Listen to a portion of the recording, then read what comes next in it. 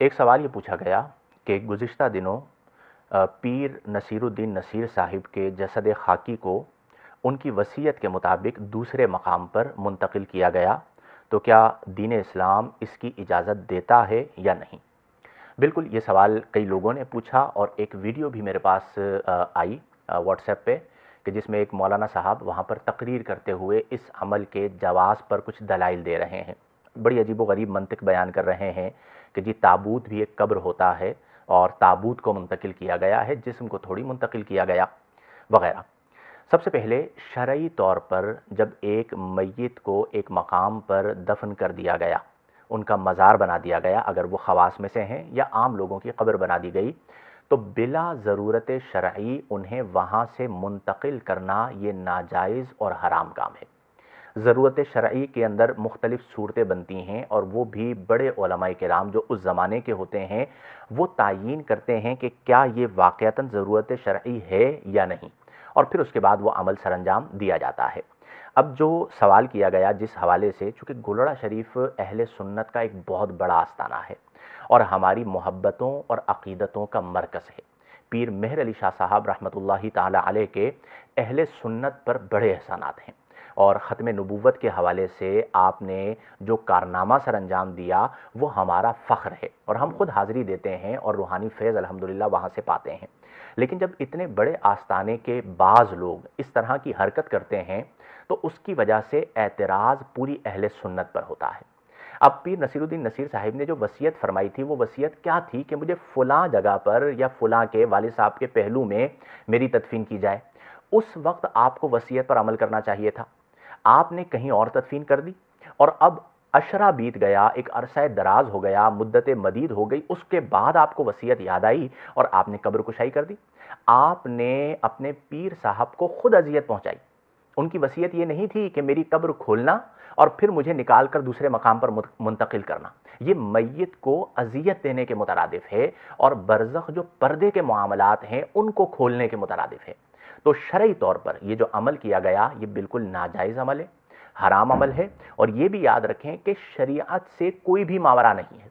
बाज़ लोग ऐसे होते हैं जिनके बारे में मुझे अंदाज़ा है कि वो बड़े ज़िद्दी मिजाज होते हैं और एक बड़ा नाम मिल जाता है, उनका अपना काम कोई नहीं होता, आबाओ अजदाद के नाम पर चल रहे होते हैं और वो अपने आप को माँ वराओ शरा समझते हैं कि जी हम कुछ भी कर लें, हमें कौन पूछने वाला है।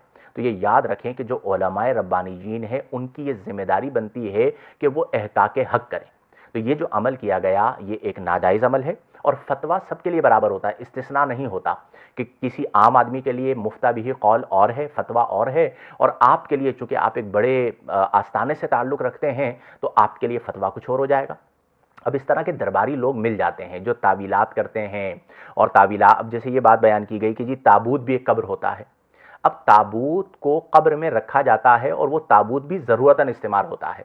अगर ताबूत कब्र है तो फिर आप मय्यतों को दफनाते क्यों हैं? आप ताबूत में रखें और घर के कोने पे वो ताबूत रख दीजिए, वो भी कब्र है। तो ये इस तरह की जाहिलाना बात और जिसे कहते हैं इस्तिदलाल फासिदा जिसे कहा जाता है वो आप कर रहे हैं। शरई तौर पर ये जो अमल किया गया ये बिल्कुल नाजायज़ अमल है। आम आदमी की भी कब्र कुशाई की इजाज़त नहीं है। हत्ता कि हमारे यहाँ पहले तो बहुत ज़्यादा था, अब कम हो गया कि लोग मय्यत को अमानतन दफन कर देते थे। किसी का इंतकाल हो गया, वारिस अभी 3 दिन बाद पहुंचेगा तो वो मय्यत को पहले ज़मानों में दफन कर देते, फिर जब वारिस आता उसे निकाल कर उसका चेहरा दिखाते और फिर उसी मकाम पर या किसी और मकाम पर दफन कर देते। तो फ़ुक़हा ने बयान फरमाया कि अमानतन मय्यत की तदफीन इसकी भी कोई शरई हैसियत नहीं है। यानी अगर अमानतन भी मय्यत को दफन किया गया तो उसके बाद उसकी कब्र खोलने की इजाज़त नहीं है।